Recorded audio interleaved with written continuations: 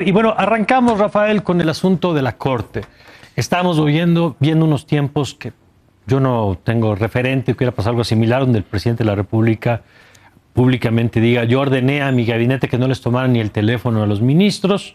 A eso se suma una acusación que me parece a mí fuera de lugar cuando dice el presidente: quería negociar con nosotros en lo oscurito por establecer los tiempos para el regreso de la Guardia Nacional de la Sedena a la Secretaría de Seguridad Ciudadana, lo cual a mí me parece un acto de responsabilidad de la Corte, pero él lo vende como dos cosas, así las redes lo replicaron: se equivocaron y lo reconocen que se equivocaron, y dos, quieren arreglos en lo oscurito y no nos vamos a prestar a eso. No. Y pongo un tercer elemento nada más, Rafael: el pronunciamiento de ayer de un grupo de gobernadores de Morena que en un desplegado pues respalda al presidente, le quiere corregir la plana a la Suprema Corte diciendo que no tiene elementos jurídicos para la decisión que tomó, y que lo que están haciendo es respaldar un proyecto civil que es susceptible de ser corrupto, en lugar de un proyecto militar que tiene todas las virtudes que le ve el presidente y este grupo de gobernadores. Ahora sí, Rafael. Todo este asunto es un saco, un costal de mentiras y de distorsiones y de engaños que van de la presidencia para abajo. Uno de los más grandes engaños que se quiere ofrecer y que se ofreció y que yo creo que ya se quedó como un dogma de la Cuarta Transformación es que la Corte reconoció un error y quiso negociar. No reconoció ningún error porque no cometió ningún error. Y lo que quiso negociar fue un procedimiento administrativo de traslado del dominio de ciertas áreas que irían a dar a la defensa y que tienen que ir a dar a la Secretaría de Seguridad Pública. El peor de los engaños consiste en decir que el traslado de la Guardia Nacional forzosamente a la Defensa Nacional implica la honestidad perpetua de las fuerzas de seguridad nacional dedicadas a la seguridad pública. Eso no es cierto. El ejército también se corrompe y los seres humanos se corrompen con uniforme o sin uniforme. Eso es una falacia. Pero lo que es más grave todavía es que al decir que bajo la administración de la Secretaría de Seguridad se va a corromper, inevitablemente está diciéndole a la secretaria de Seguridad que ella es corruptible. Claro. O por lo menos incapaz de... O incapaz de controlar una obligatoria, necesaria e ineluctable corrupción de la Secretaría y de la Guardia. Pero lo peor de todo es que los gobernadores de las dos Californias, de Nayarit, de Sinaloa, de Sonora, digan que la corrupción es inevitable y que solamente se puede preservar, eso dicen ellos, la preservación de la honestidad en manos militares. Y termino con esto. El presidente ha sido señalado por quienes lo aplauden como el más grande comunicador que ha tenido la política mexicana. Pues no. Un comunicador que ordena la incomunicación no es un hombre público de responsabilidades interinstitucionales. Pero el presidente dice: les dije que no les tomen ni las llamadas telefónicas. Bueno, entonces esto es simplemente, en la vía de los hechos, la ruptura de la Unión Republicana. Eso es todo. Ya. A ver, Javier, tu lectura. A ver, yo creo que el presidente, aun cuando pierde una votación o cualquier cosa, el presidente busca ganar. Y creo que es lo que está haciendo. Creo que por un lado lo que ha dicho es: mire, perdí la votación, la Guardia Nacional se pasa a la Secretaría de Seguridad Pública, pero francamente, ustedes ganando, yo no me voy a dejar ganar. ¿Y qué es lo que está haciendo? Pues uno, yo entiendo que la petición de ganar tiempo para la transferencia, que el proyecto decía que era al día siguiente ser notificado, yo entiendo que la petición de ganar tiempo vino del gobierno, no de la Corte. De hecho, la petición primero que hizo el gobierno era que fuera hasta el 2028, cuando es un transitorio de la Constitución, y después dijeron que fuera 2 periodos legislativos, o sea, quieren ganar un año. Entonces, primero la petición viene del Ejecutivo, no viene de la Corte.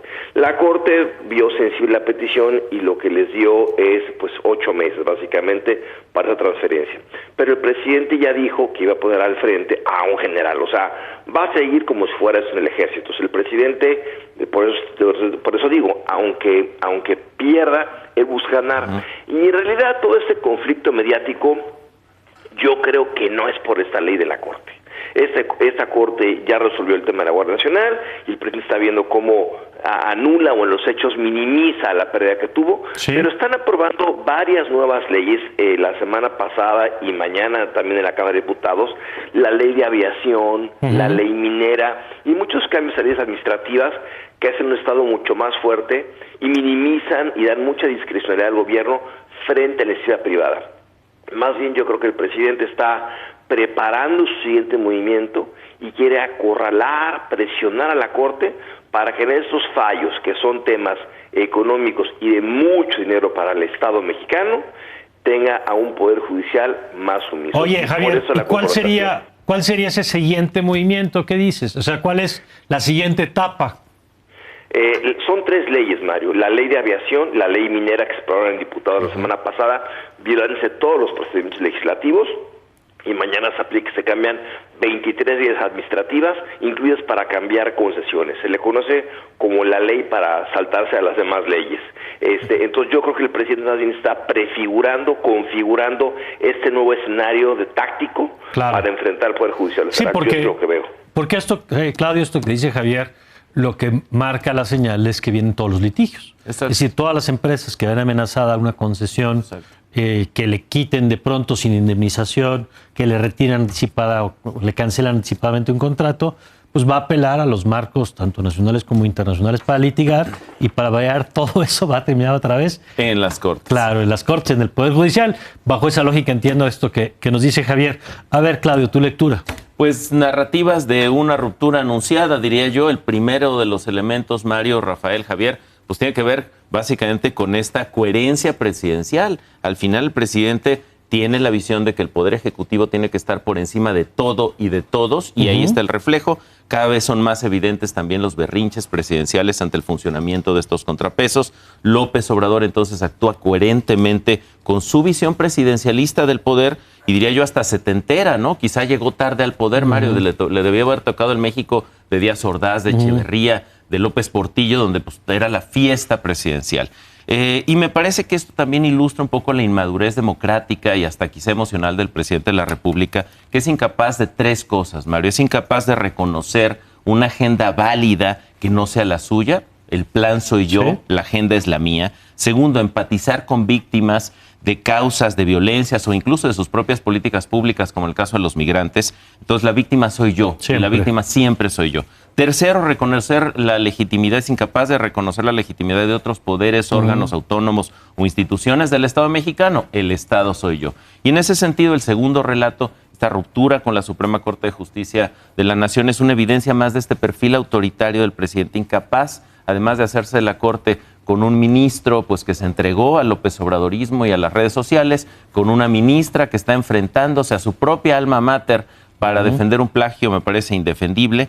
Y pareciera entonces que lo que queremos desde el Poder Ejecutivo, lo que se quiere desde el Poder Ejecutivo, es una Suprema Corte obediente, callada y entregada a estos deseos presidenciales. Y el correlato que está ahí se llama Norma Piña, Mario. Me parece que la ministra es la ministra de la Dignidad, la ministra del Poder Judicial, que es símbolo de nuestro Estado de Derecho, que enfrenta hoy a un presidente, desafortunadamente, un presidente de México, un presidente de la República, que pide a su equipo no tomarle la llamada. Ahora, este marco que acabamos de platicar, que se desarrolló a lo largo de esta semana, coincide con otro en donde el presidente, en un evento recordando la defensa del puerto de Veracruz contra la invasión de Estados Unidos, pues retoma el himno para decir que si hubiera alguna agresión de Estados Unidos a nuestro territorio, no solamente los soldados y los marinos, sino cada mexicano saldría en defensa del territorio nacional. Y esto se da en una defensa particular que hace el presidente, pues no del México en abstracto, sino del conflicto por unos mexicanos concretos. ¿Y qué mexicanos? Pues los que el Estado los Estados Unidos señala como delincuentes y que interviene a través de sus infiltrados vía la DEA y que dice, hay este grupo de personas que llaman los chapitos, que están llevando drogas a los Estados Unidos, el famoso fentanilo, y entonces en un choque con Estados Unidos, el presidente saca la bandera y nos coloca no en un tema de seguridad, porque el propio presidente dice, y no necesitamos que nadie nos ayude porque nosotros solitos podemos, y se envuelve en la bandera nacional para hacer frente a lo que plantea como el injerencismo, el intervencionismo de Estados Unidos en nuestro país. A ver, Rafael. Pues aquí una vez más estamos viendo en este tema otro costal lleno no de mentiras, pero sí de incongruencias. Es un domingo de costales. Es un domingo costalero. Mira, el presidente dijo hace unos cuantos días que la Marina mexicana estaba infiltrada por el gobierno de los Estados Unidos. Cosa que había espionaje, que le estaban sacando información. Y que además actuaban en favor de lo que Estados Unidos quería, los marinos.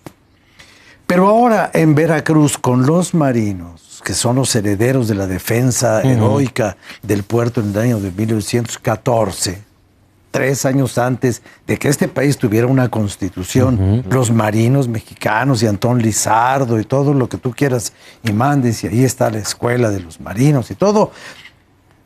Pero ellos ya les dijo que no, que ellos estaban trabajando para los americanos, pero que los americanos no los necesitamos porque se están metiendo con los cárteles y están espiando a los cárteles. No son como Pegasus, que espía a defensores de derechos humanos, a medios. Y que espía a los medios, y que espía a los defensores, y a los del PRO y a todo esto. No, el gobierno de Estados Unidos espía a los cárteles del narcotráfico que llevan el fentanilo a los Estados Unidos y que causan la muerte de muchas personas, con la complicidad de los traficantes americanos, hay que decir. Pero esa es otra de las grandes incongruencias. Es una incongruencia condenar el espionaje y defender a Julian Assange, por ejemplo. ¿Por qué Julian Assange es un héroe de la humanidad? Pues porque eso le dijeron. ¿Quién? Yo sé quién se lo dijo, pero no lo voy a revelar. Entonces, bueno, Julian Assange es un pillo, es un ladrón. O en todo caso, o defiendes a los... el acceso. Claro, a los que revelan información del Estado que es de interés público, pero fíjate, o la condenas, pero no puedes apoyar a Assange y luego criticar guacamayas. No puedes criticar. A eso iba yo, sí, a la guacamaya. Sí. Entonces, el guacamayismo es muy malo porque lo afecta a él. Claro. El señor Assange es muy bueno porque revela secretos militares del gobierno de los Estados Unidos. Bueno, entonces, otro costal, el costal de la incongruencia. Y al rato, si nos da tiempo, les platico el último costal. Bueno, a ver, Javier. Híjole, pues mira, yo creo que el tema del espionaje, pues no es que Estados Unidos presumiera o filtrara a Washington Post que está espiando ni a los carteles ni a los secretarios de Defensa y Marina. Nos enteramos por ese exmilitar que filtró información en grupos privados de chat, se llaman los Discord Leaks, y ha hecho mucho daño con muchos países de los Estados Unidos porque ha revelado que espía aliados de ellos como a Ucrania o a Australia o también a México. Entonces todo el mundo espía. La diferencia que estamos yo encontrando, y creo que es relevante, es que ese espionaje que a Estados Unidos a los carteles en México fue autorizado por una corte federal en los Estados Unidos. Ahí sale revelado que sí fue autorizado judicialmente como un tema de seguridad nacional. La diferencia con el espionaje, que ahora también sabemos por filtraciones, por espionaje, es que el espionaje que hace el Ejército en México de Defensa Nacional no tiene una sola orden judicial. Entonces, con todo y que hay espionaje, unos lo hacen conforme a sus leyes en Estados Unidos y nosotros lo hacemos sin ninguna ley de por medio. De acuerdo. Que no es poca cosa, por supuesto, esa distinción. Claudio. Mira, pues yo creo que estos son relatos muy, muy valiosos a ambos lados de la frontera, a este conflicto con Estados Unidos. El caso del fentanilo, que no producimos en México, dice el presidente de la República, que evidentemente sí lo producen, dicen por allá del otro lado del Río Bravo. Es paradójico que los propios militares estén revelando pues, el desmantelamiento de laboratorios de fentanilo, pero no lo producimos en México. Y lo interesante es que ponerse hasta citar al himno nacional, envolverse en este discurso antigringo, nacionalista, diría yo, hasta digamos, internacional, ¿no? Que es muy, muy vinculado con los valores nacionales y la defensa de lo nacional, pues alcanza, Mario, esta bandera, envolverse en la bandera alcanza, pues al parecer hasta los grupos delincuenciales. En ciertas declaraciones del presidente pareciera que estar diciendo, no, pues déjenos, ese es nuestro problema, no se metan ustedes, lo cual de alguna manera le hace el juego a estos grupos. De acuerdo. Nos queda un minuto para no quedarnos con la duda del tercer costal. El costalito chiquito es el avionzote. Sí. Bueno, el presidente logra algo que confirma un viejo axioma de la política mexicana desde los tiempos de don Gonzalo N. Santos. ¿Qué es cuál? En política lo que se arregla con dinero es barato. El capricho de vender un avión no usado durante varios años le costó a México más de 300 millones de pesos. ¿Pero y qué? Fue la campaña de propaganda más cara que se conoce en la historia de México, pero al presidente le salió muy bien. Por fin se le fue el avión. Le sacó mucho más provecho que si se hubiera subido a él, Javier. Pues sí, yo creo que ese tema es un tema que todavía va a dar mucho de qué hablar. Yo tuve oportunidad de estar buscando en las páginas de internet los tipos de aviones que tiene la Fuerza Aérea de Tayikistán y su aviación pública, y creo que hay que rascarle ese tema todavía un poquito más. Bueno, a ver qué más nos trae en la semana, Claudio. Pues un avión rifado, vendido, dicen unos malbaratado, otros dicen promesa cumplida, vaya guerra de narrativas, y lo cierto es que el kilometraje propagandístico del avión dio retorno de inversión para este presidente. Eso sí, gracias, Claudio. Gracias. Gracias, Javier. Gracias. Gracias, Rafael. Gracias a ustedes, a Javier, como dice la canción, contigo en la distancia, y pues hasta la próxima. Muy bien.